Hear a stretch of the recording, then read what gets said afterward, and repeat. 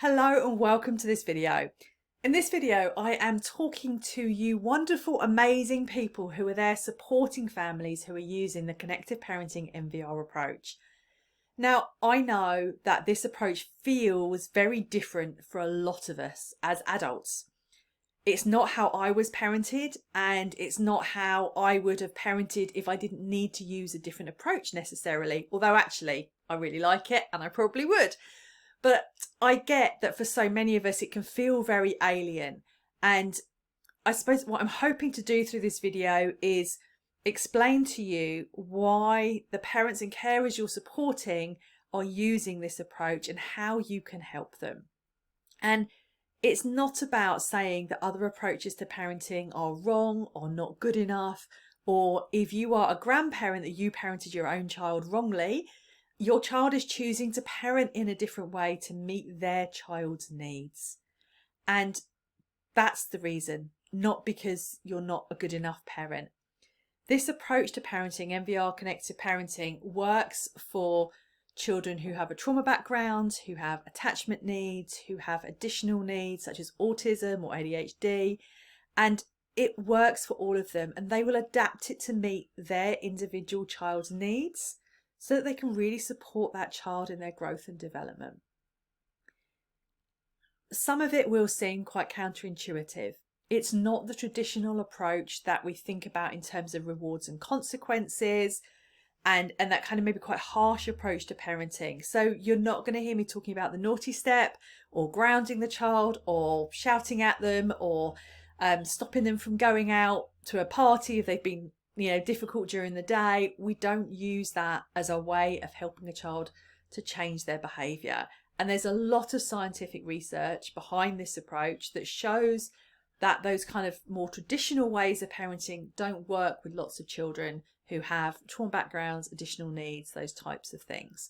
So we are really saying, can you help us please, as parents and carers, and help us to support our children and parent in the way that we are parenting?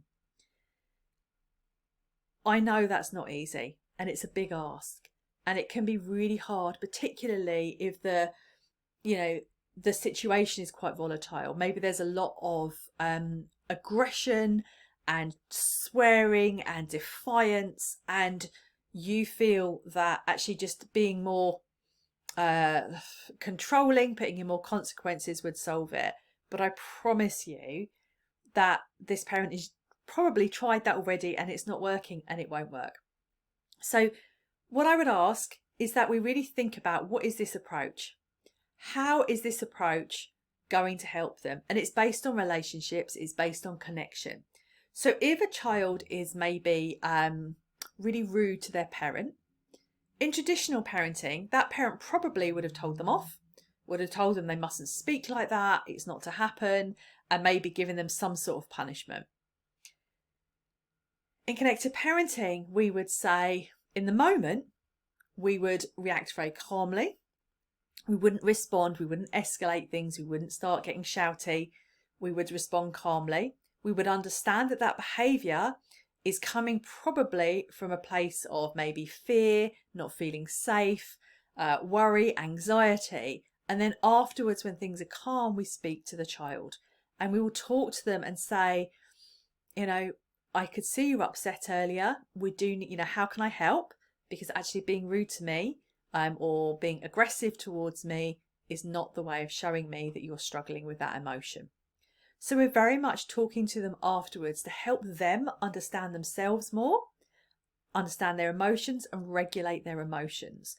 And through that, we see a change in behaviour over the longer term.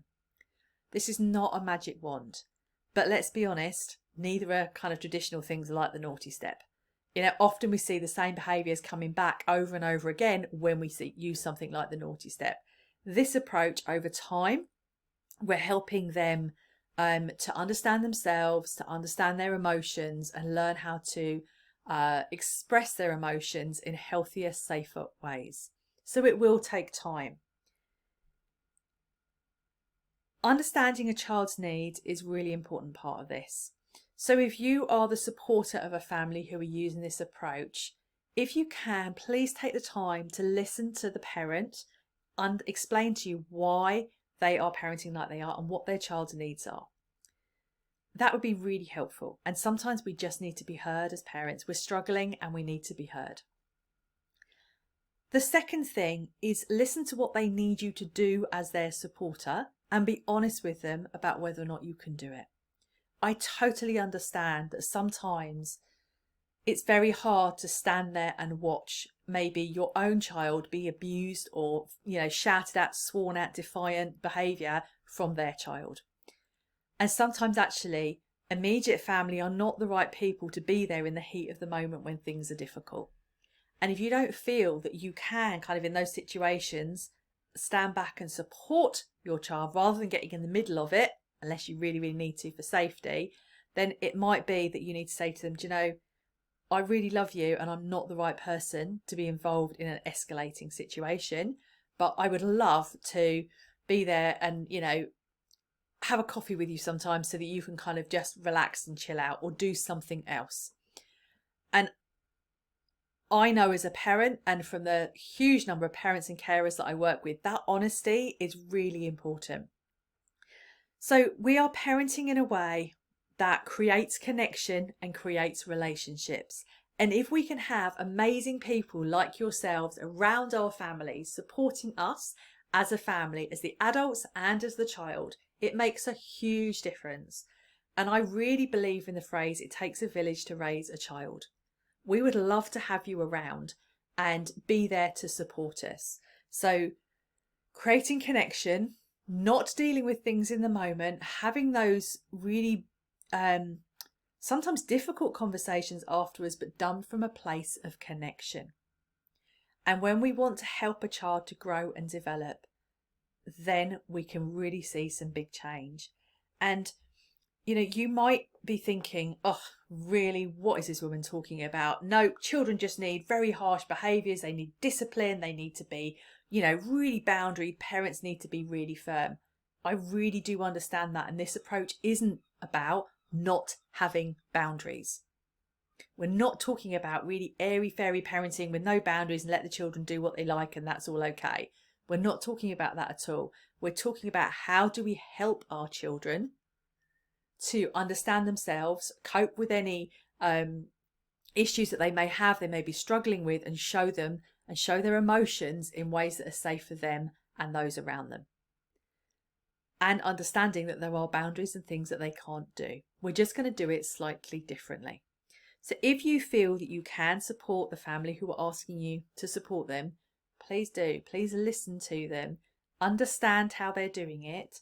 Respect their choice to parent differently and follow their lead. What are they doing? What are they not doing? If you are the grandparent, and let's be honest, grandparents like to, spoil their grandchildren. That's part of being a grandparent, isn't it? That's wonderful. But sometimes actually we need you to stick to the structure that a parent normally has and the way it works to help that child. Not because we don't want our child to be spoilt by their grandparent, of course we do, but actually it doesn't help. So listen to what the parents are doing, follow through with how they ask you to do things. And it might seem harsh and you might think, or actually they're not strict enough, or whatever way you think it is, but please listen to them and follow through.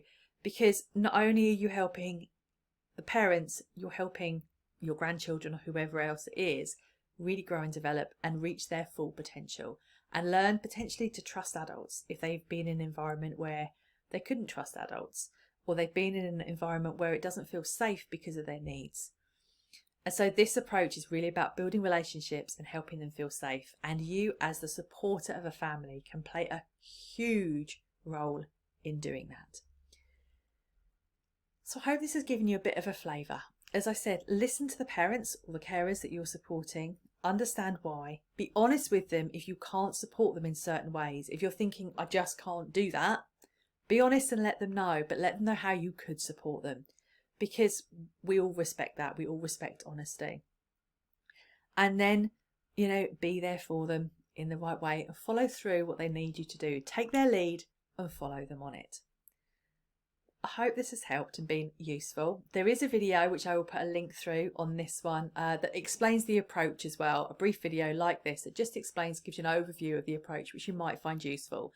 So I'll make sure you can see that from this one. You're also welcome to come and join me in my free Facebook group if you'd like to kind of get some ideas and thoughts about what people are doing. It's Connected Parenting using NVR, and there is a link in the comments below. If I can help with anything in any way, please don't hesitate to contact. And thank you so much for supporting the family who need you and being there in the way they need you to be there. Helpful help is so powerful. Thank you.